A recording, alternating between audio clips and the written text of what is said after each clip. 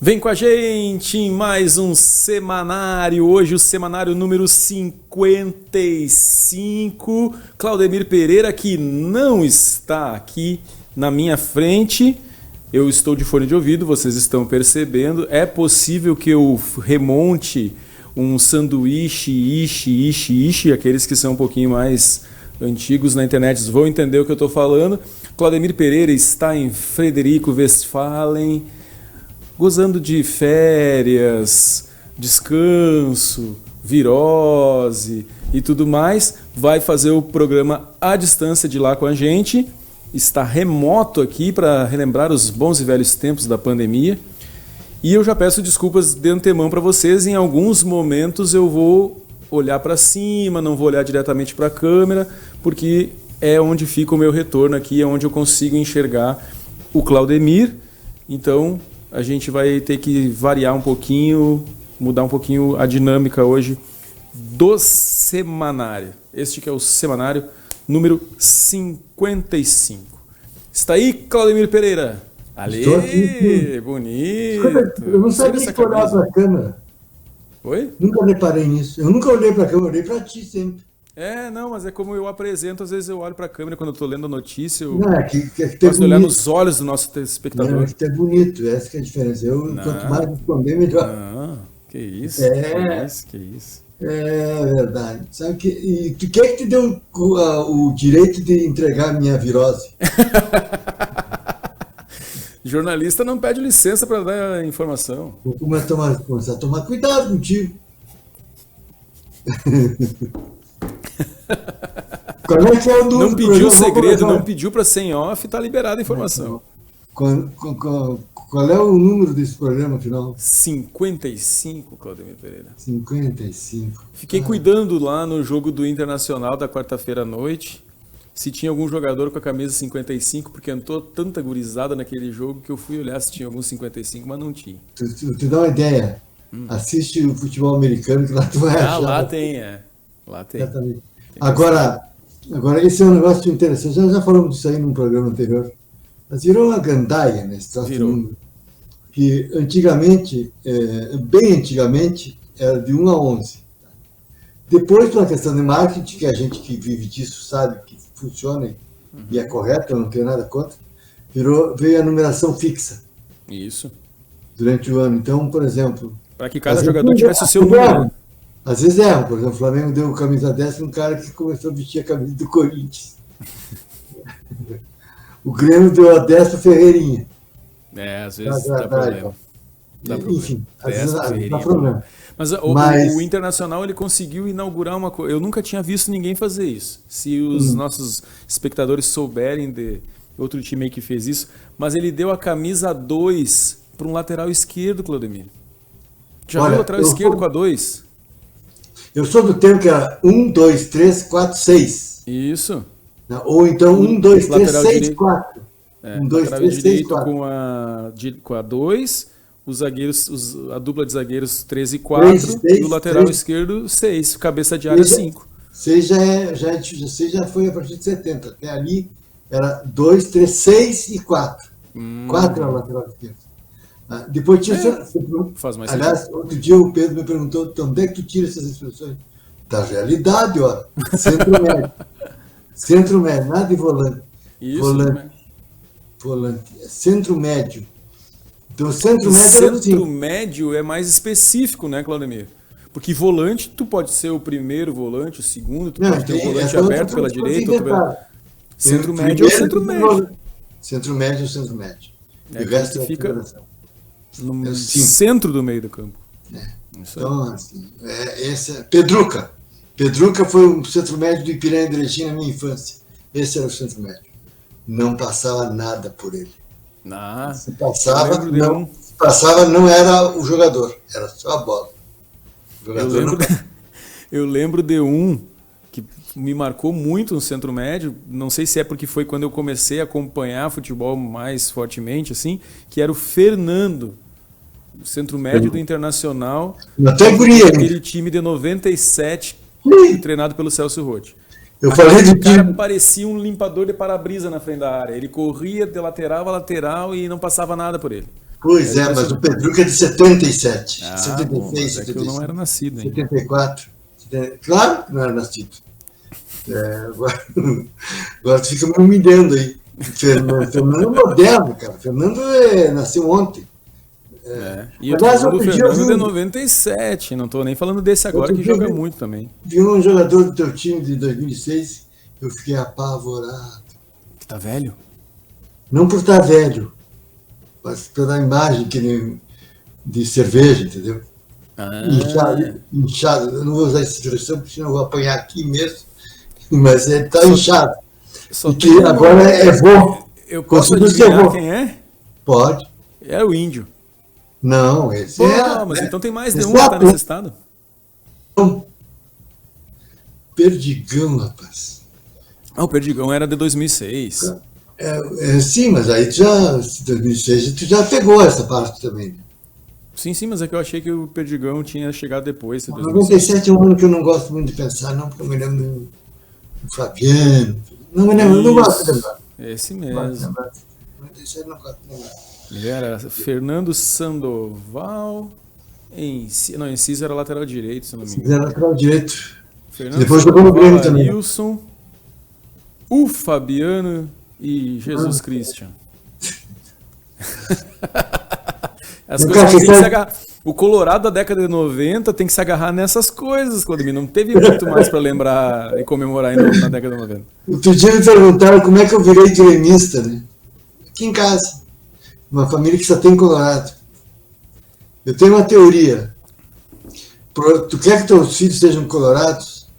Proteja-os dos tios e dos... Proteja-os dos tios e dos colegas. Isso aí é um sacrilégio, viu? Eu não defendo ninguém fazer isso, aliciar os filhos dos outros. Deixa o filho ser do time do pai, não tem nada a fazer esse tipo de coisa. Eu não faço isso com o filho de ninguém. Eu não tenho nenhum que me siga.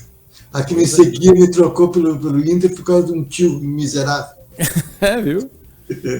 Momentos em família, Claudemir, são estragados por causa desse tipo de coisa. Ficou com pena do tio e virou colorado. Fica com pena. Mas se foi na década de 90 era de dar pena mesmo, Claudemir. Era 90. Eu estava numa sala de aula assim e perguntava: quem aqui é gremista? Todas as crianças levantavam a mão. Aí quem é colorado? Daí um fazia assim com o dedo. Assim. Eu era o que levantava o dedo devagarinho, assim, com vergonha de dizer que era colorado. Pois foi aí, 95, 96 por aí, que a dona Bianca virou colorado. E o Pedro, para evitar isso, ele virou Ipiranga de Erechim. Pelo menos não é colorado. Vamos começar o programa, gente? Vamos, Claudemir Pereira. Hoje as amenidades foram futebolísticas. Claudemir, eu te dou R$1 se tu adivinhar qual é a primeira pauta. Sobre quem é a primeira pauta de hoje? É R$1 ou um presente misterioso? Sobre quem é, Claudemir? Olha, sobre quem é o que é. Não necessariamente seja a pessoa, sobre o que é. Então, o melhor serviço público do Brasil. Como? O melhor serviço público do Brasil, só que não. Ele é um sabichão, um falastrão. Não vai me dizer que é Corsã. Esse mesmo, Claudemir, a Corsã. Depois você me passa. Onde é que tá faltando água hoje? Hoje? Hoje eu não vi. Olha, vou repetir aqui. Você liga para qualquer rádio. Em Membuí, agora até não existe mais, agora até da minha época.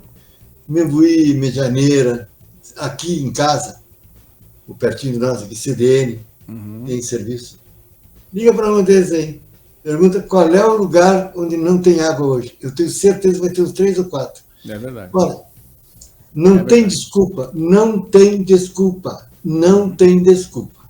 Ponto. E, Claudemir, agora, depois de Tobias Calil... Qual é o tema específico? O tema específico é esse, ó. Depois de Tobias Calil, agora é a vez de Ellen Cabral ir para cima da Corsã. E aí, é engraçado, né? Em lados totalmente opostos na política e na ideologia, Tobias Calil pegando no pé da Corsã por um motivo, e agora Ellen Cabral por outro, daí pegando, não é pegar no pé, né? Foi isso aqui, licença poética minha. Cobrando, fiscalizando a Corsã. tá? A vereadora Ellen Cabral abriu uma representação formal no Ministério Público, tá? Solicitando uma investigação sobre os serviços prestados pela companhia. E ela não foi motivada só pela prestação de serviço, como o Claudemir sempre fala, tá?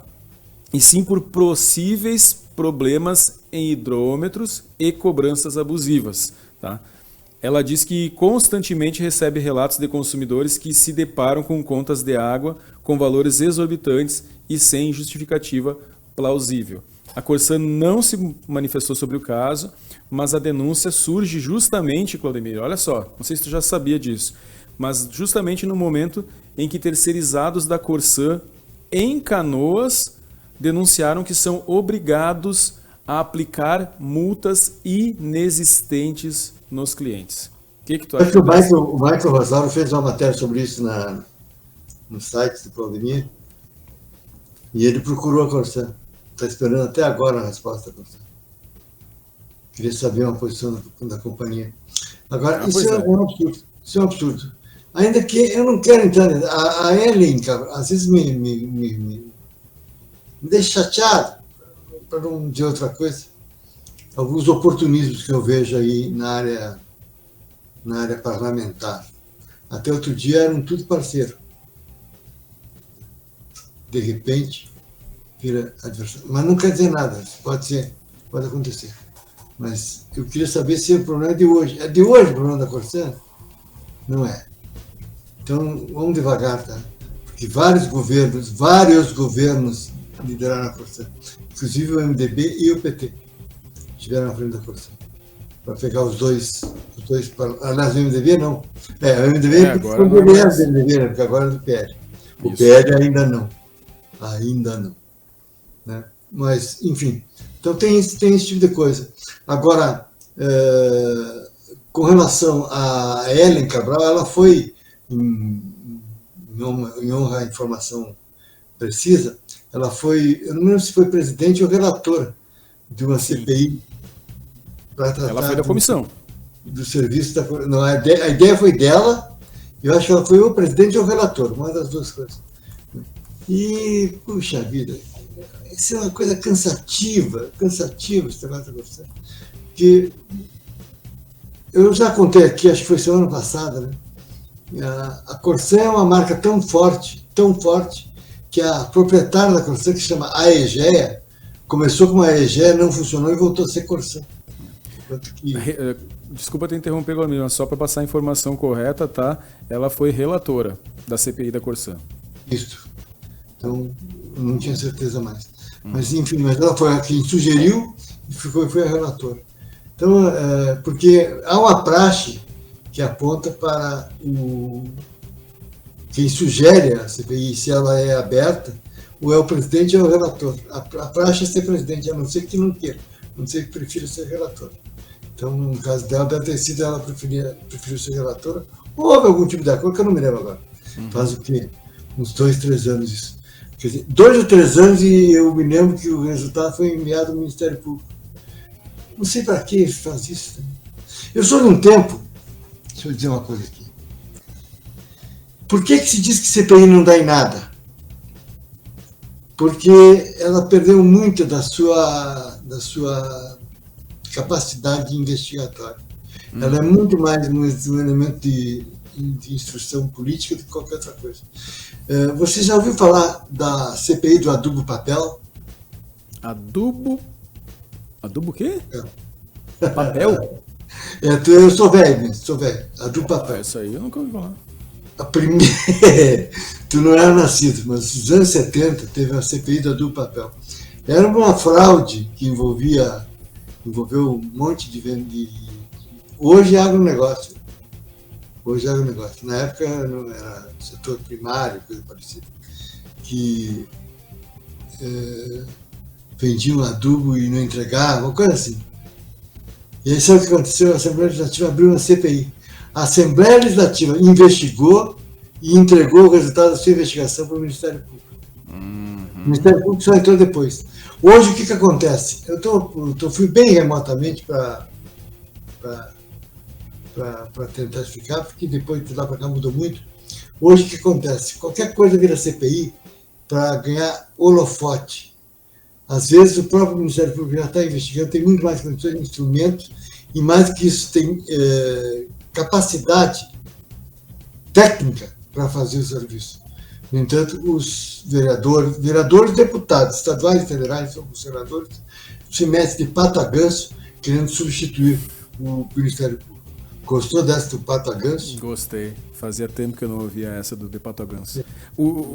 Mas só para esclarecer o pessoal que está nos assistindo, não foi aberto. Já mudou, o Claudemir está contextualizando por causa da CPI de 2 anos atrás, né, 2023. Mas agora foi uma denúncia, um pedido, enfim, que a Helen Cabral fez para o Ministério Público. Não foi aberta a nova CPI. Tá? Não é nem a CPI, mas logo vai abrir, viu? De tudo isso, Claudemir, o que eu achei mais preocupante é essa denúncia lá em Canoas. Porque o que acontece numa cidade pode acontecer na outra. Aqui não tem denúncia desse tipo, não tem indício, não tem diz que me disse, não tem nada. Mas lá em Canoas, os próprios terceirizados denunciaram, tá?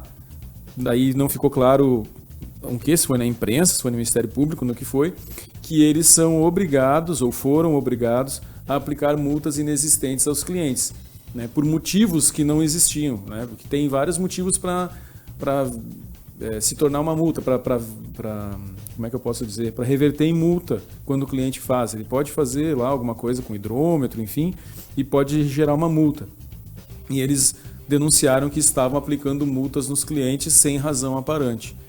Então, isso é o que mais me preocupa, e acho que a Corsan, ela tinha que se manifestar, né? Porque já tem aí essa questão dos postos artesianos. Aí ela se manifestou só para desmentir, entre aspas, o vereador Tobias Calil, depois processou o vereador Tobias Calil, agora aparece outra vereadora...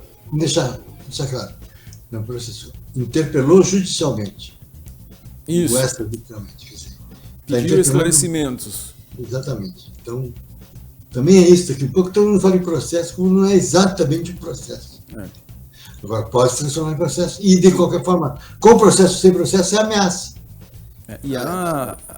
O vereador Tobias Calil diz que o processo, essa interpelação, enfim, não se deu pelo motivo que a Corsan está alegando publicamente. Ele disse que, inclusive, tenha o processo e que ele pode disponibilizar para quem quiser ver, porque a Corsan alega que teria pedido esclarecimentos sobre acusações que o vereador Tobias Calil fez a respeito da qualidade da água em Santa Maria.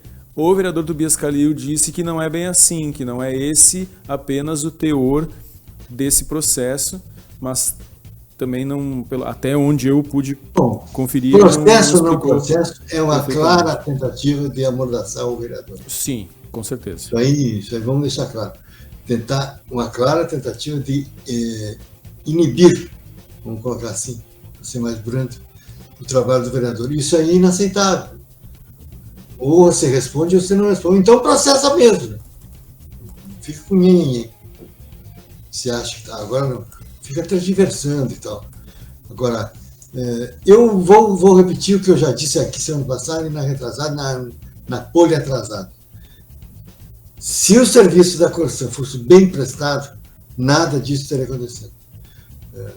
Tem muito de verdade. Pode ter muito exagero, pode ter sim, claro que pode. Porque tem gente que se aproveita da situação. Então. Mas, com certeza, se fosse um serviço bem prestado, com absoluta certeza, esse tipo de comportamento não se daria. Eu penso assim, em relação à Corsan, e ponto final. Perfeito. Claudemir, próxima pauta é o emprego, Claudemir Pereira. E depois, antes de dar a pauta, tá? Eu vou pedir licença. Quando tu terminar, eu quero te contar sobre uma pesquisa que foi feita em Porto Alegre a respeito da geração de empregos. Mas olha só, a pauta é o seguinte: essa semana, tá, o CAGED divulgou os dados a respeito do mês de... Oi? Quem é esse senhor? Tu vai me fazer achar aqui a sigla do CAGED. Cadastro Geral de Emprego e alguma... O quê? Claudemir. Não precisa ser. Eu achei que todo mundo sabia o que era CAGED e não botei, Claudemir. Não sabe, não. Está enganado. Não sabe? Desculpa, não, então. Cadastro Geral de Empregos e de Empregados e Desempregados. Vamos de novo, ó. Cadastro Geral de Empregados e Desempregados. CAGED. É um trabalho feito pelo Ministério do Trabalho. Isso aí. Então, aqui, ó, ela que faz... Quando você me que a RAIS, aí tu pode ficar bravo. Tá.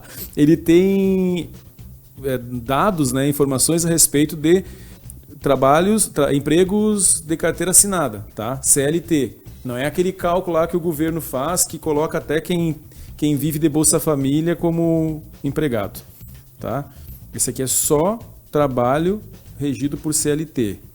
Então, o que acontece? Divulgou os números de dezembro de 2024, que é o que faltava para fechar os números do ano todo, tá? Então, no ano, o 2024 em Santa Maria apenas encerrou com um saldo positivo de 1.155 postos de trabalho.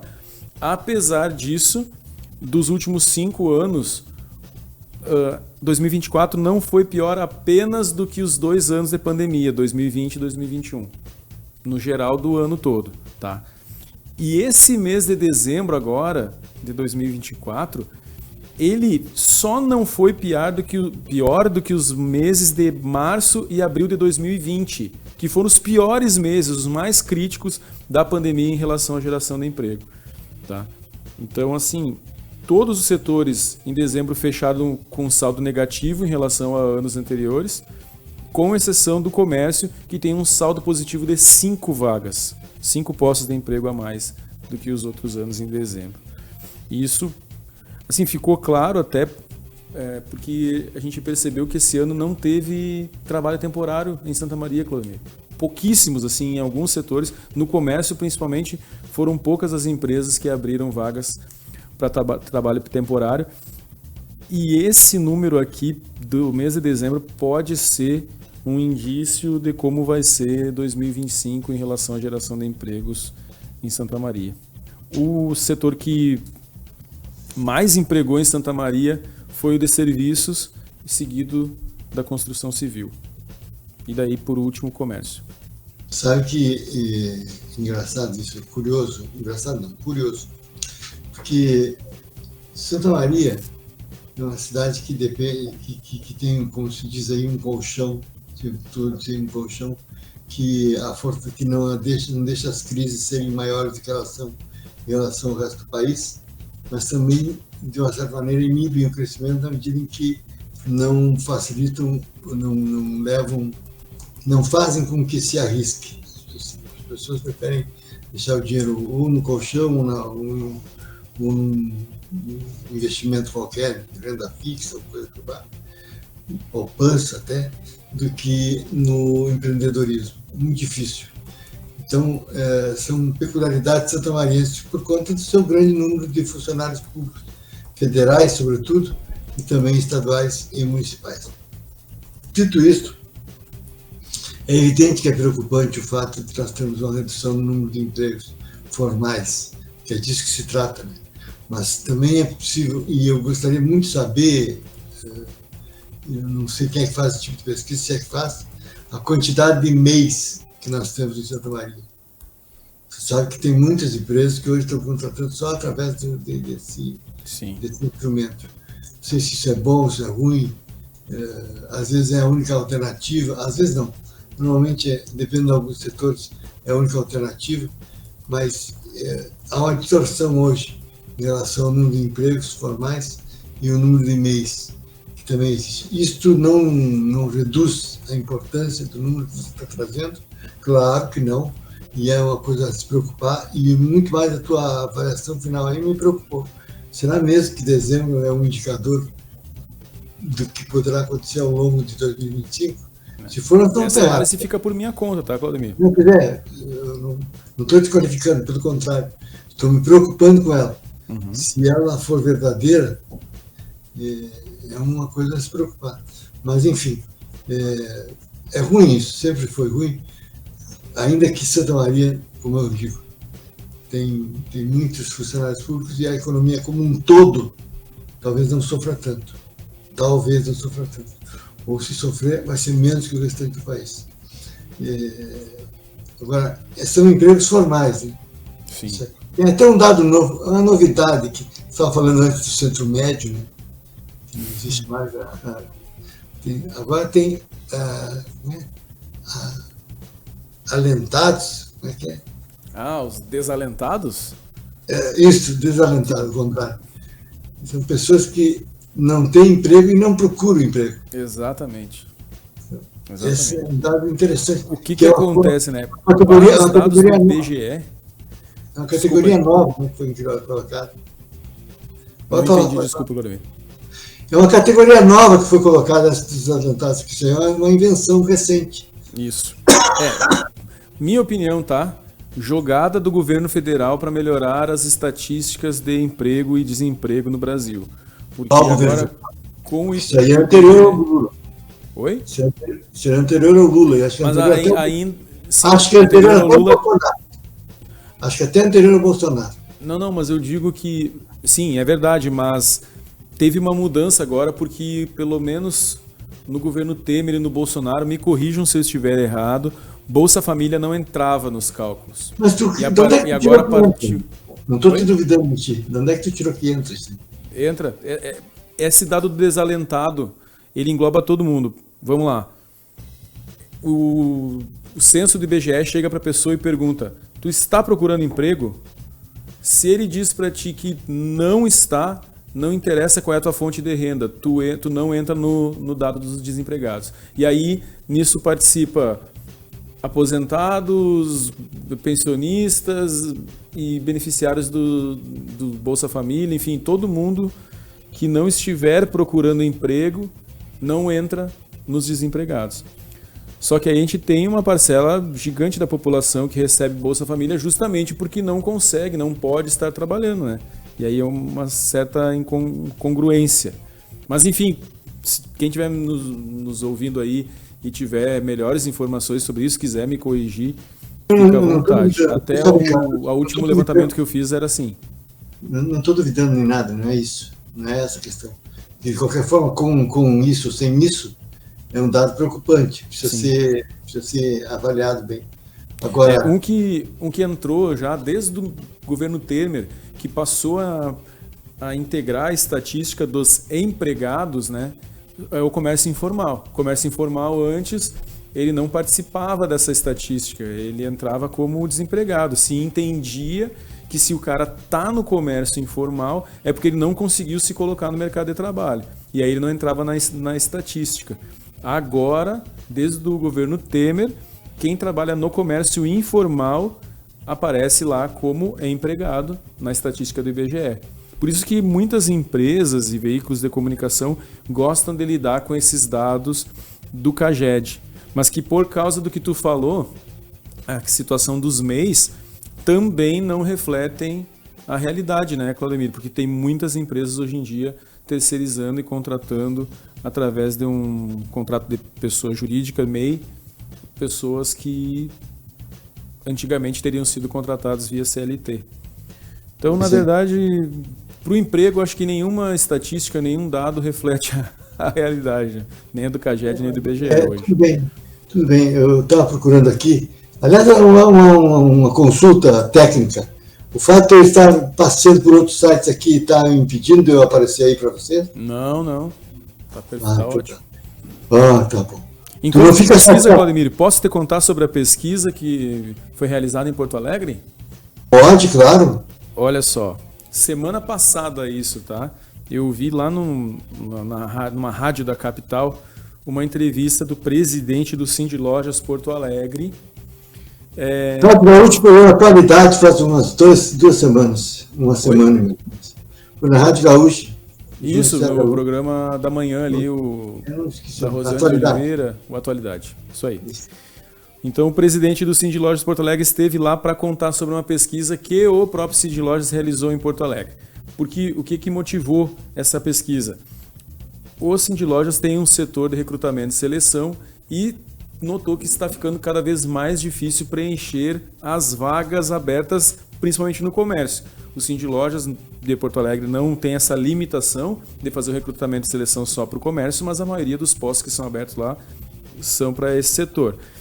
Percebeu essa dificuldade já há um bom tempo e resolveu fazer uma pesquisa para entender o mercado de trabalho, porque até então as vagas são abertas e não são preenchidas. Os candidatos ou não se candidatam, ou se candidatam, vão para a entrevista e não aceitam o emprego.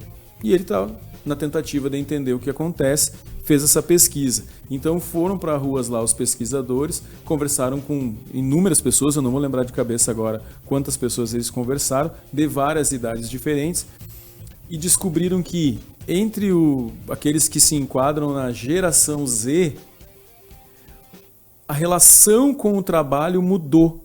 Eles têm outras perspectivas e muitas exigências, digamos assim.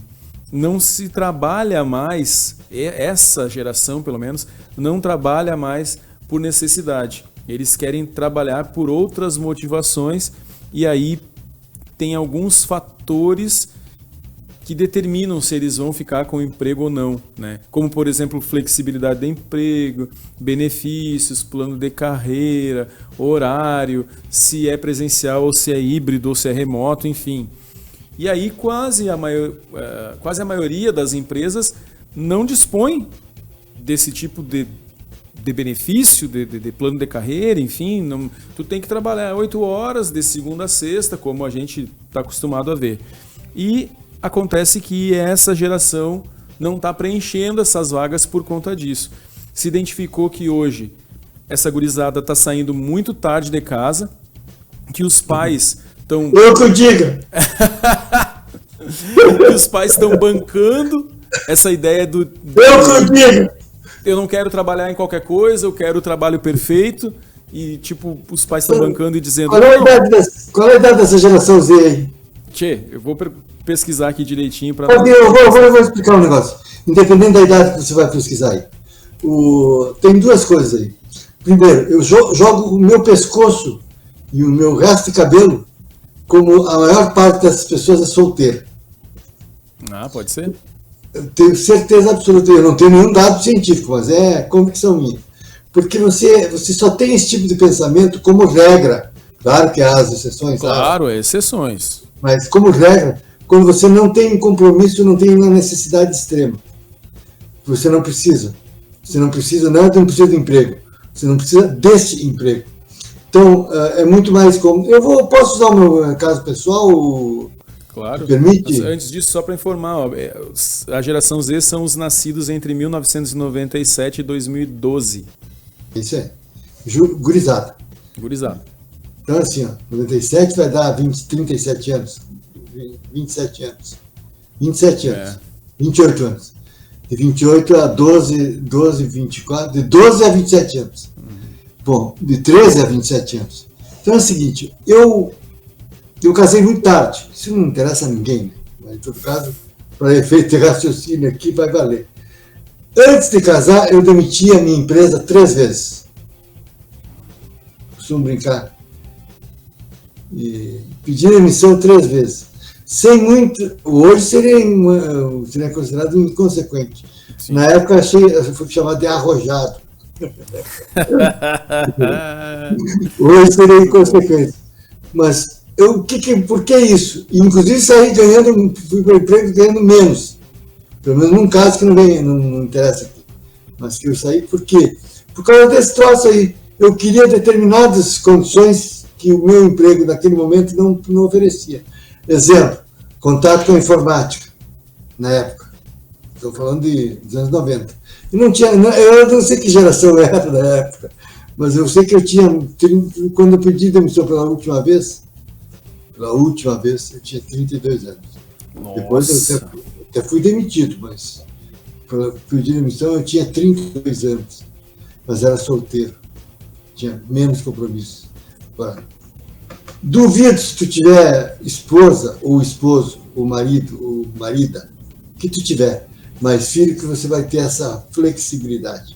Então, é uma coisa etária, claro que é etária, porque normalmente nessa idade as pessoas estão solteiras. E fica muito mais fácil você tomar decisões, fica muito mais fácil. Não estou fazendo juízo de mérito, tá? Estou apenas quantificando.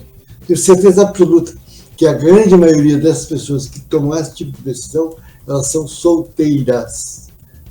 Ou quando digo solteiras, é sem necessidade extrema de ganhar dinheiro, ou pelo menos além da sua sustentação básica. Não estou nem falando que são filhos de papai ou filhos de mamãe. Estou falando apenas que são pessoas solteiras que têm menos responsabilidades com família, com não sei o quê. E não, isso não é uma questão machista ou coisa parecida. São homens e mulheres que têm determinadas obrigações que elas não têm. Existem determinadas obrigações que elas não têm. E, portanto, ficam muito mais facilmente tocados a fazer essas opções. E não estou discutindo, não estou dizendo que são erradas, tá? Não é isso. Mas eu estou apenas trazendo um dado óbvio, que quanto maior for a tua responsabilidade pessoal, mais limitação você vai ter na hora de escolher seu emprego. É isso que eu penso. Desculpe se eu estou sendo conservador. Não, penso que a tua análise é muito pertinente, porque inclusive eu pesquisei aqui enquanto tu falava, e o IBGE fez uma pesquisa e descobriu que tem crescido cada vez mais o número de pessoas que casam após os 40. Que as pessoas não estão mais casando antes. Não tem graça nenhuma, eu casei aos 37. Casa com o que tu tá falando, né? E tem aquela coisa, Claudemir, isso foi identificado pela própria pesquisa, não sou eu que estou falando. Eles têm esse colchão, essa rede de apoio, né? Essa tela, como é que é? Aqui, no circo, quando tu salta no trapézio, tem aquela rede lá embaixo, como é que é o nome daquela rede? Rede de proteção. Rede de proteção, enfim. Eles têm essa rede em casa. E se eles não trabalharem, tem quem segure as pontas. Os pais estão mais suscetíveis a isso, a deixar que os filhos procurem o emprego ideal e vão mantendo as coisas até eles conseguirem. Isso está dificultando o mercado de trabalho e as empresas, inclusive, já estão começando a se adaptar para serem mais atrativas para esse público, porque, afinal de contas, as pessoas mais jovens sempre foram aquelas que mais impactaram a força de trabalho, né? Elas sempre representaram a maior porcentagem, a maior fatia do mercado de trabalho, e hoje em dia o pessoal não está querendo trabalhar sob qualquer circunstância. Mas a gente identifica que poder aquisitivo, se é casado ou não, toda essa coisa. Aqueles que precisam vão trabalhar, mas o pessoal que não precisa. Vou trazer duas questões. Uma, nós vamos cantar isso aí tudo para o Rui Gifone, nosso querido amigo, que se queixava uma barbaridade e dizia até equivocadamente que as pessoas não queriam trabalhar. Na verdade, não queriam mesmo, por razões apenas que o diagnóstico talvez... Quer dizer, o diagnóstico era correto, a terapêutica aqui não era exata. Isso aí, as pessoas, você disse bem, as empresas têm que se alertar, a menos que não queira esse tipo de profissional mais, né? Aí, se quiser, vão ter que se adequar às circunstâncias. Agora, a segunda coisa que eu queria dizer, pô, esse careca imbecil aí, tá falando, mas ele acabou de pedir demissão de um emprego bom. Não, tá se aposentando, né, Claudemir? É diferente. Não, mas aí é que eu resolvi ser esposo, rapaz. Claro. Uma hora tinha que acontecer. E que tinha, claro, um colchãozinho. Óbvio. O nome disso é aposentadoria. Exatamente. Tá se aposentando. Mas há aposentadorias e aposentadorias. Sim. Conheço muito aposentado que tem que continuar trabalhando porque o troco não é bom. Mas eu me espelho em ti, Claudemir. Eu vou começar a cuidar da minha aposentadoria a partir de agora também. Me aposentar como tu, planejadinho, certinho, para aproveitar a minha aposentadoria com saúde, com vivacidade, que nem tu. Tá me chamando de vivaz e saudável. Claro, não é? Deus te ouça. Não, mas... Deus te ouça. Mas, enfim, só um xiste, né? O cara disse que não pede demissão, que não pedia mais demissão. Não, eu pedi demissão e perdi metade da minha renda. E, Claudemir, outra situação em relação a essa questão do emprego, aí, só para a gente fechar. O pessoal que nos assiste talvez não saiba, tu sabe, alguns sabem, eu presto assessoria para CDL Santa Maria. Na CDL Santa Maria tem um serviço muito parecido com esse que eu citei agora do Cindy Lojas Porto Alegre, que é o serviço CDL Emprego, que faz recrutamento e seleção para empresas de Santa Maria.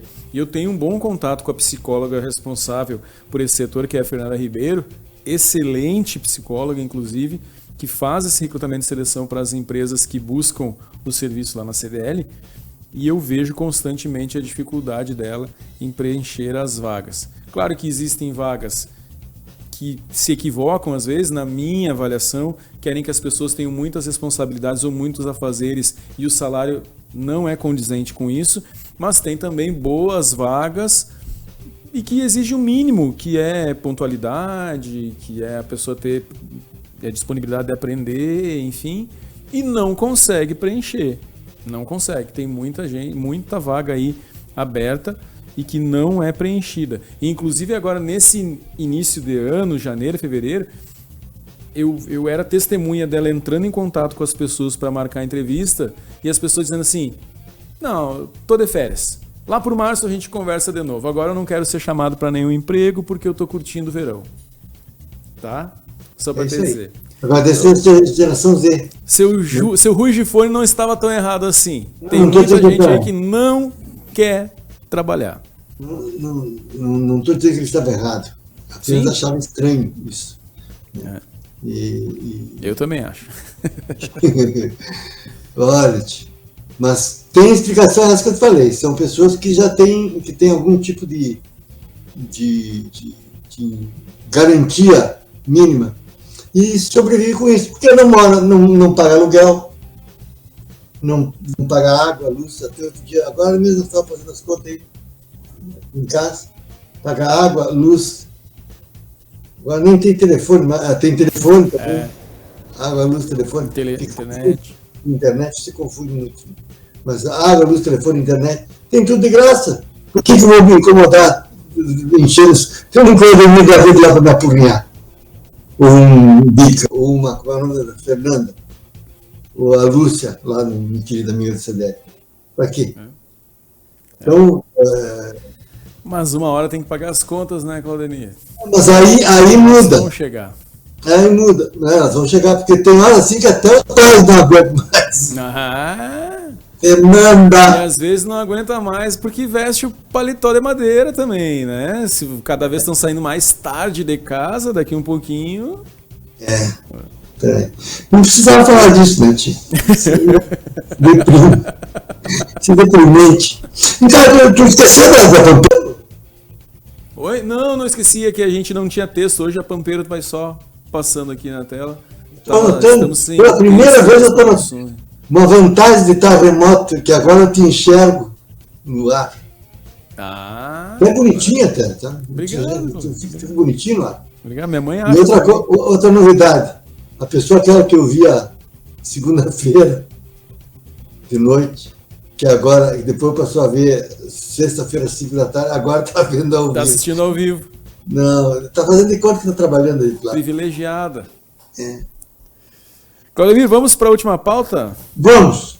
A última pauta é aquele tema que é impossível é impossível não falar, tá? Eu sabia que ia me atrapalhar, eu estou ouvindo a minha voz o tempo todo aqui. A minha voz não é das melhores também, daí já complica. Ela não é pior que a minha. Oi? Não é pior que a minha. Não, que isso. Radialista, anos aí. Ticatá, rapaz. Eu sou do tempo que eu só sobrevivi graças ao Vicente Bisonho e acreditar em mim. É verdade. E tinha os bunda mole. Tu é de uma época em que a voz era muito importante para o radialista. Exatamente. Então o cara, para não ter um vozeirão de radialista estar no rádio, é porque ele tinha que ser muito bom. E era muito raro isso aí. Que tinha os bunda mole lá que valorizavam a voz. Mas eu tive um chefe que valorizava o conteúdo, graças a Deus. Que ótimo. Já estava fora do mercado. Agora não me esqueci do que eu ia falar. Não, era a última pauta. A última pauta é a Kiss, Claudemir. Porque não tem como não falar da manutenção da condenação dos 4 réus da Kiss, que foi, por parte do STF, né? Foi votada pelo STF.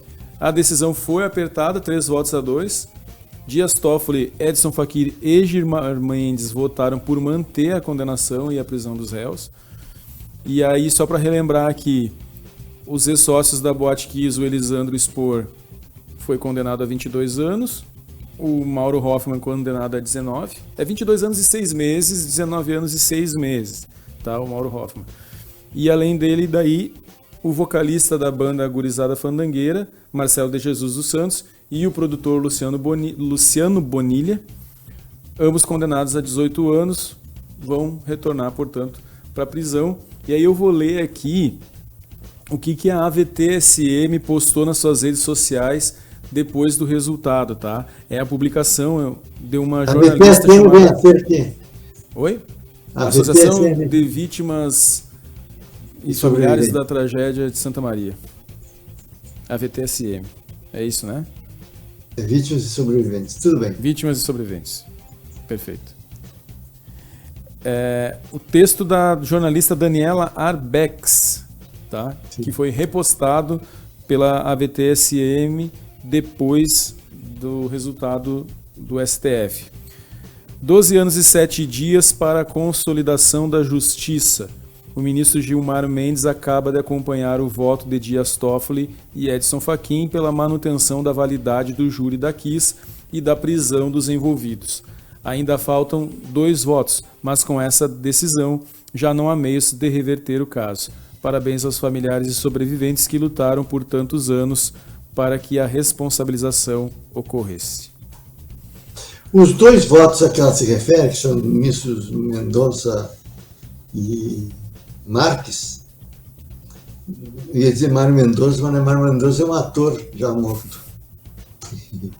E o Nunes Marques, que é o outro, foram na direção contrária, foram na direção de suspender não, de desconhecer, de reconhecer a posição anterior da defesa, que era pela novo júri. Para simplificar, um novo júri. E é com base nisso, aí tem uma questão técnica que eu não... Até onde eu sei, até onde vai meu raso conhecimento, que não é tão raso, mas na média não é tão raso. Também não vou me dar... Não vou dizer que eu não entendo nada, que não é verdade. Até onde eu sei, só não transitou em julgado ainda, porque há a possibilidade de embargos de declaração, coisa parecida. Se eu estiver errado, por favor, meus queridos doutos, jurisconsultos, causídicos, me corrijam. Mas eu acho que acabou. Tenho a impressão que acabou. Porque o máximo que pode acontecer é medida protelatória. Isso é uma das coisas que é verdade. Nesse caso, não vou discutir a pena nem coisa nenhuma, nem os pais e sobreviventes estão discutindo isso, mas houve uma sensação de justiça. Agora, de outra parte, continuo achando que faltou réu naquela mesa, faltou réu naquele banco. E isso aí ainda é uma ferida que os pais e sobreviventes estão tentando, no mínimo, um reconhecimento internacional para isso, para a existência de outros culpados, e não apenas aqueles 4 que foram condenados, que agora estão, aliás, todos presos, que vão ficar pelo menos uns 4, 5 anos na cadeia, com progressão de regime e tal. Então, no mínimo 4 anos na cadeia. 4 anos que tem pena maior. Os outros têm 3 anos de cadeia. Quer dizer, é tempo e tanto para reflexão, para reparação quase da perda. Quer dizer, a reparação da perda não existe. Não. Vamos combinar que não tem como. Mas, pelo menos, a sensação de justiça é uma coisa importante para os pais e sobreviventes. Acho que fui claro. São 2 questões. Uma é a impossibilidade de recurso. Outra, porque, afinal de contas, é o Supremo que decidiu. E a segunda coisa é a questão da falta de... a inexistência, a falta de réus naquele banco. Encerrar o caso de uma vez por todas é um alívio até para os próprios condenados, né, Claudemir? Do ponto de vista criminal, eu tenho a impressão que está encerrado.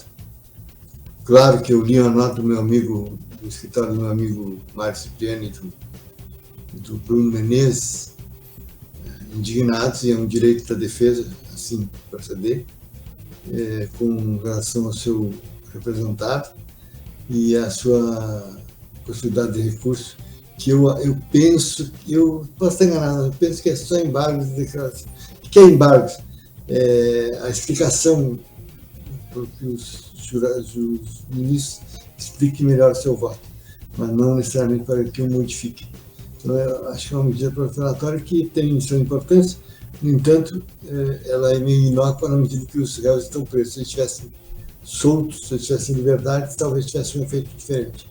Mas isso é uma coisa. E a outra é a inexistência, a impossibilidade de se existir. Eu não vou dar nome, porque no meu caso não sou eu, não sou promotor, não sou nada. Mas eu tenho sensação que falta gente naquele banco. Perfeito. Então é isso, Claudemir. Encerramos por hoje mais um semanário número 55. 55, o primeiro feito à distância, Claudemir Pereira. O que tu acha? Outros virão. Outros à distância virão. Mas o próximo vai ser ao vivo. Ao vivo ou quase ao vivo. Perfeito. Maravilha. Sexta-feira que vem, então, ele quer.